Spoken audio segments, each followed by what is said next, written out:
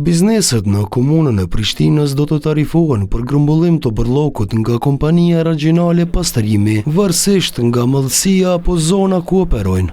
Të premten pastrimi kumtoi se ka vendosur ta zbatojë rregulloren e miratuar nga Kuvendi Komunal në Prishtinë në vitin 2023, që kategorizon konsumatorët.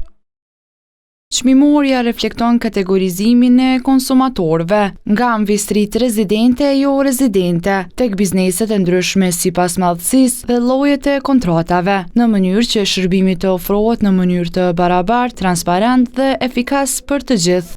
Dyqanet e vogla të kryeqytetit do të paguajnë 8,40 euro në muaj për shërbimet e pastrimit, ndërsa ato në zonat rurale do të paguajnë 6 euro.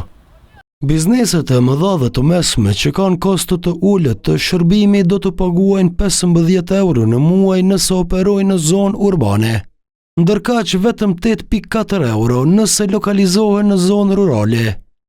Biznese si këto, por me kosto të moderuar të shërbimi do të faturohen 20,6 euro në rast se operojnë në zona më të dendura.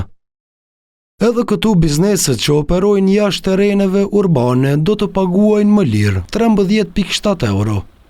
Kështu kostoja rritet për ato biznese me kosto të lartë të shërbimit. Me këtë rregullore caktohen edhe çmimet për shërbime me porosi, për cilën do kategori të mbeturinave që parashihen në rregullore, çmimi është 90 euro për metër katror.